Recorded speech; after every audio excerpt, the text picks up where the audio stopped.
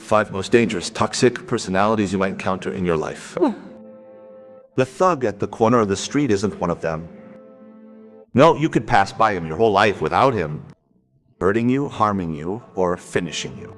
The truly dangerous personalities are close, and the truly harmful ones are those who know exactly where to hurt.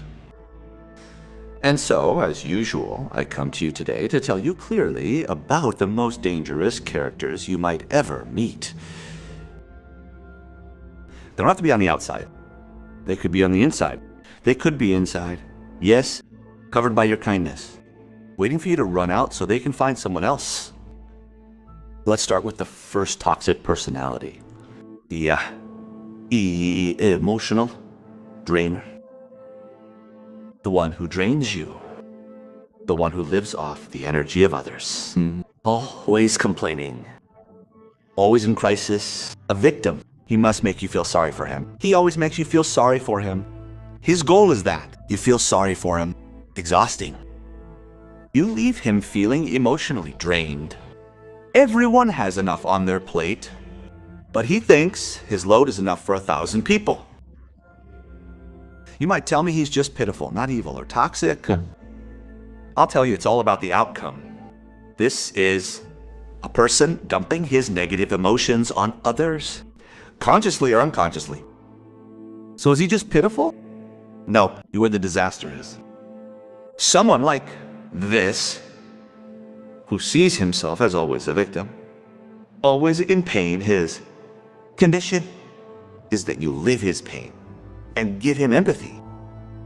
And we might do that for the sake of God, but the disaster is that he doesn't want you to jump in with solutions or fix the problem he's complaining about. Why doesn't he want solutions? Because, mind you, his psychological identity is built on one idea. I am wronged, and the whole world is against me. If you offer a solution, and I accept it, or we treat it as a normal problem and not a catastrophe, then to him, you just don't appreciate what he's feeling. Face feeling. Because if his problem ends or gets solved, the role he lives by ends. The terrifying part is that being linked to someone who drains your emotions entangles you psychologically and morally. Why? You find that if you leave him to him, you become just like the others. If you wake him up, you're insensitive.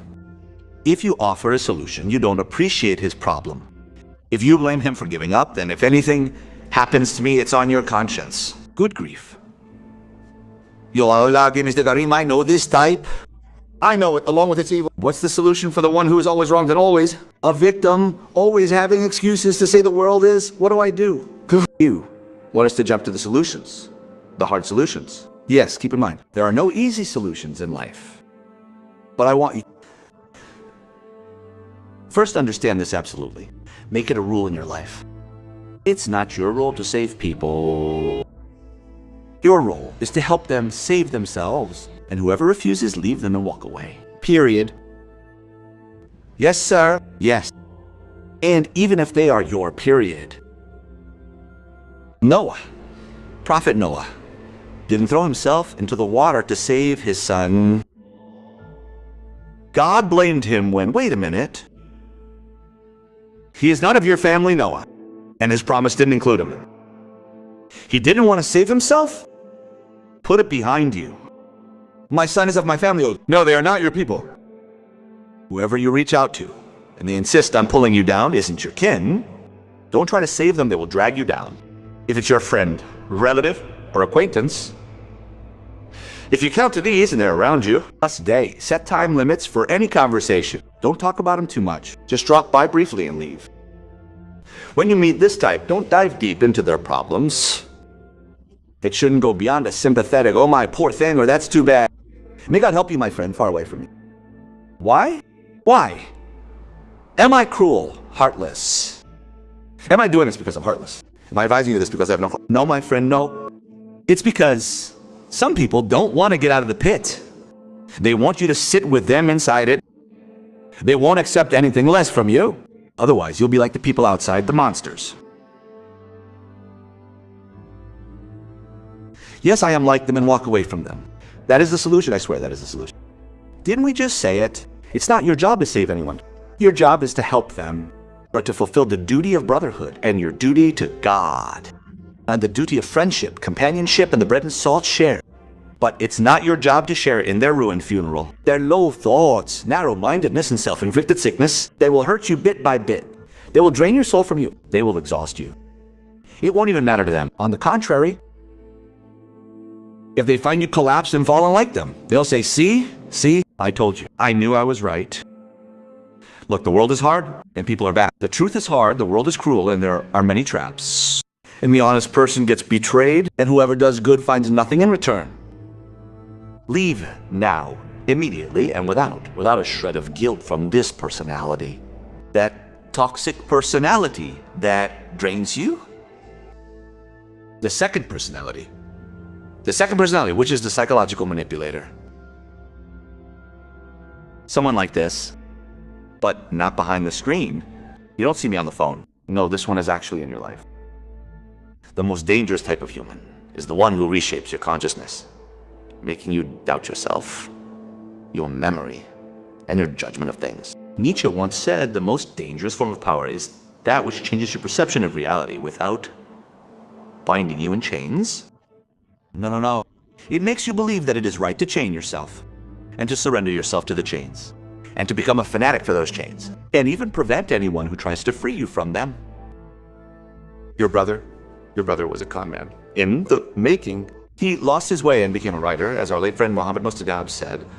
So I know very well who I am talking about. The most dangerous thing about the psychological manipulator is that his goals are very complex. He isn't like the toxic person, living in a victim role, wanting support. He isn't mentally ill, and he doesn't have an inferiority complex that he takes out on you through his behavior, pressure, and enjoyment of your stress. No. The psychological manipulator is kind for no reason, noble without proof. He is wise and has balanced opinions. Even though he isn't good at managing his own life, he fills your life. He is focused on you, and he doesn't ask for anything directly.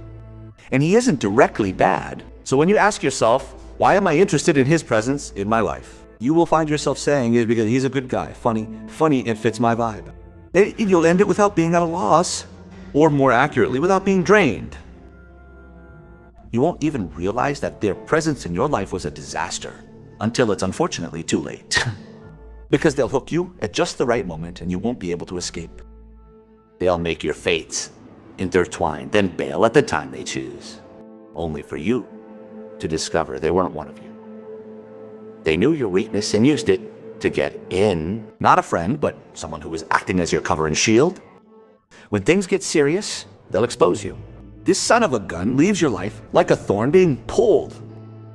The pain matches the size, all the details they occupied, then suddenly they're gone. Oxygen.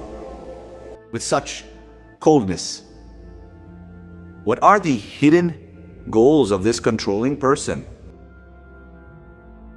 They might want control, or they want interest, money, or status. Relationships, or perhaps their own internal void through you. They use you to fill the emptiness of their life. With them, you feel you're wrong, and they're right. With them, you're always justifying and apologizing.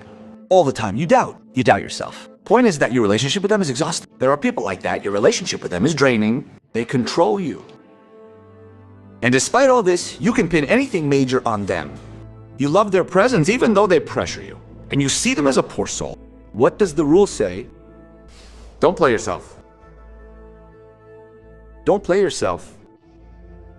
Imam Ibn al-Qayyim used to say, whoever has a corrupted interior will have a corrupted exterior. And they decorate. Their sweet talk, their decorated emotions, their decorated love. Their interior is corrupt, and the proof is the state they put you in. Yeah. Okay. Do you know anyone like that? Controlling you, filling your life. They don't add anything to you, yet you can get rid of them. Yeah. That's the one. That's the one you forgive because you're afraid to lose them, because they fill a void. But surely there are good things about them that attract you. Yes, of course. Things that make you act like an addict. Unfortunately, I regret to say that the danger isn't just what they will do to you. The greater danger is that they make you do things to yourself. Yes. Look, whoever was raised in a harsh reality, whoever didn't find love or affection in their youth, isn't necessarily a victim. Sometimes the belief forms within them that love must be extracted by force. And because love isn't like that, they grow up demanding attention and control, even if through manipulation, calling it love. As a child, they suffered from insecure attachment. If they lived in fear as a child and didn't feel safe when they were young, they grow up clinging in a pathological way to their control over you, to ensure you don't leave them. The one who tells you, I'd rather control than be alone. I'll secure your presence rather than be by myself. These people, you must run away from them. Why? Because they do to you exactly what drugs do. Pain relief, pain relief, pain relief. They make you lose your self-confidence. And you fall into their arms right after like a fool. They hurt you, then go back to pleasing you. Intermittent reinforcement, my dear, is the strongest type of behavioral addiction. Do you know the danger of this degenerate type? That they have a philosophy as degenerate as they are? It says that the world is a bloody arena and people are just tools. While a healthy person believes that life does indeed have struggles and battles, but it is based on healthy relationships and that people have value. That is the right way. That is the healthy person. People have value. People are an asset. We must invest in them. This is the biggest disaster I'm telling you he could get you into, that he reaches a point where your problem isn't just with him. No, the real fight is within you. It becomes two approaches and two perspectives. He is destroying things inside you. My friend, the one who makes you struggle to prove you are worthy of them is the first one not worth it. Search in your life for those who fill it with nonsense. You will know them by their marks sometimes and by their tone of speech at others. The third personality is the hypocrite. Look, because you are still stuck on the classic image of the hypocrite, the one who flatters, sucks up, and plays both sides. That type still exists, by the way. But there is a newer version of the hypocrite. First, let's agree on a definition for the hypocrite. My definition is that a hypocrite is a person who adopts two positions regarding an issue or a person. They change them according to their interest. Linguistically, munafiq, hypocrite, comes from the word nifaq. Tunnel. Two exits and two entrances. The Quran says, they say with their tongues what is not in their hearts, what is not in their hearts. The Quranic definition here is that there is a gap between the inside and the outside. He has lunch with one person. He breaks his fast the same day on a mat with another, and says one thing here and says another thing there. One of the lessons I learned from the world is never to wait for the hypocrite to turn his attention. He turns to you from afar. You see him. You find his behavior and talk about specific people, contradictory. Then you must be careful. If you find him hypocritical with others, but he is your friend and defends you, no. He just hasn't turned his attention to you yet. You haven't been put on the other side of the scale. And something heavier than you has been placed on the other side for him. That is why I personally focus on people's positions in life. Even if he has been good to me in the past, but with others he isn't sincere, so I back off. And as the Prophet said, he has no word and no loyalty, especially during conflict. If he disputes, he acts immorally. Will you tell me, but he is good to you? And that it's just a point of view, and he saw it this way, and he was forced into that situation. Principles do not have two sides. The hypocrite is nice to you, but they used to tell the Prophet ﷺ the sweetest words. Yet, in times of hardship, they left him exposed. And every time they would get out of it cleanly. They used to frame respectable companions for their disasters, and wow, they would escape any trap amazingly. They did it in the incident of the Ifk and framed a noble companion like Hassan ibn Thabit. The hypocrite, sir, is behind your back. You see him cheating, gossiping, protecting his own interests, and accepting suspicion. But with you, he is upright, chivalrous, and generous. No, sir, no.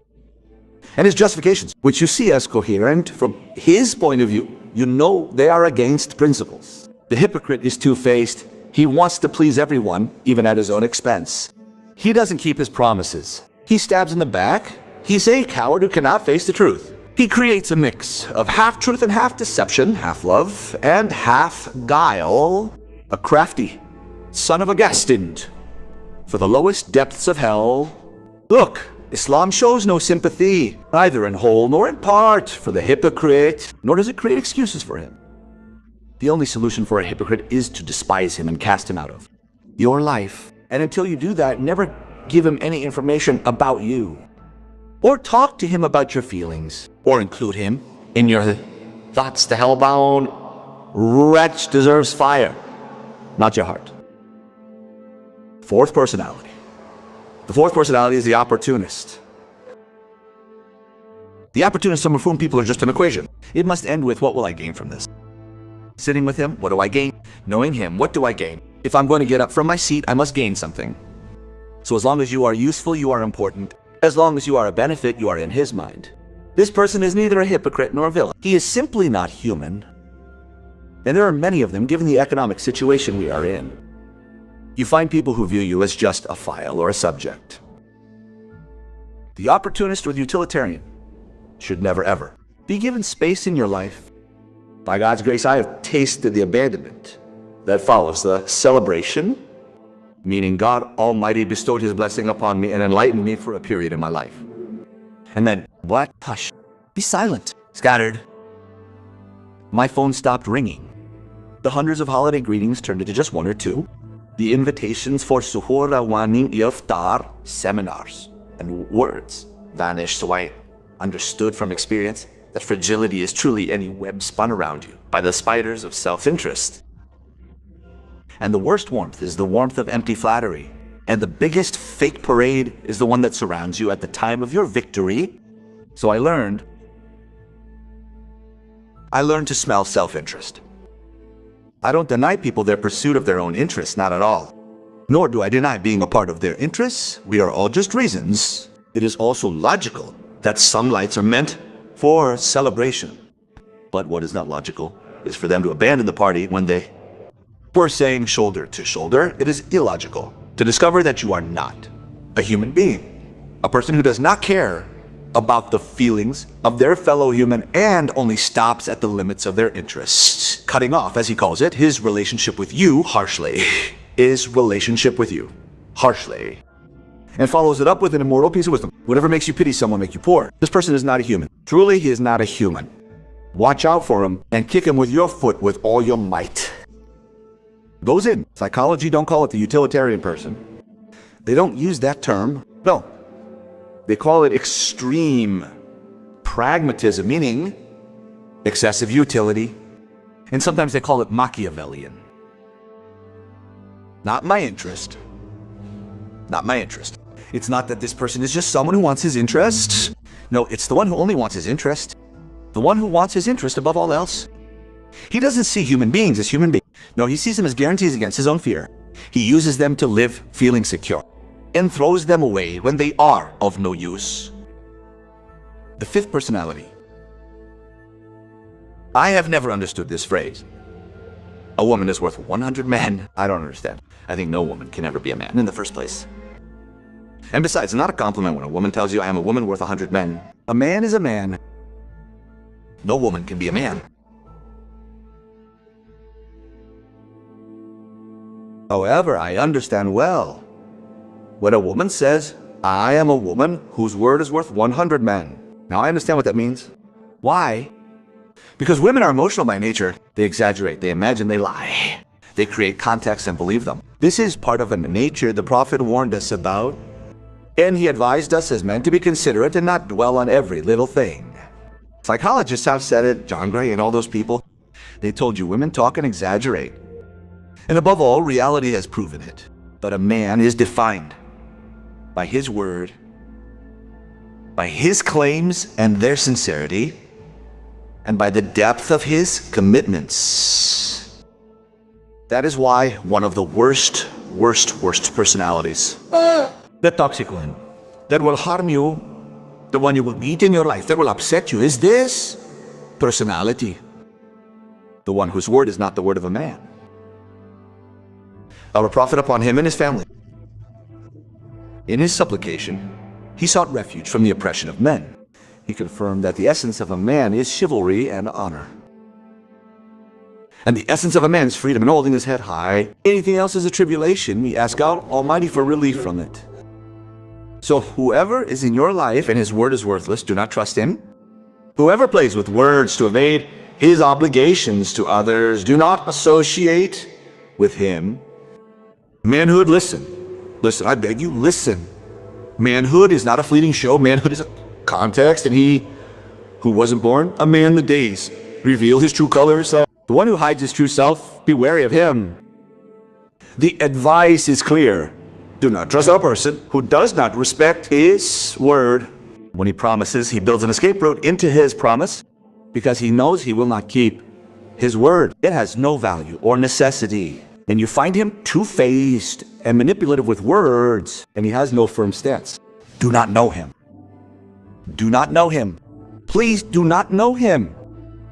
Finished?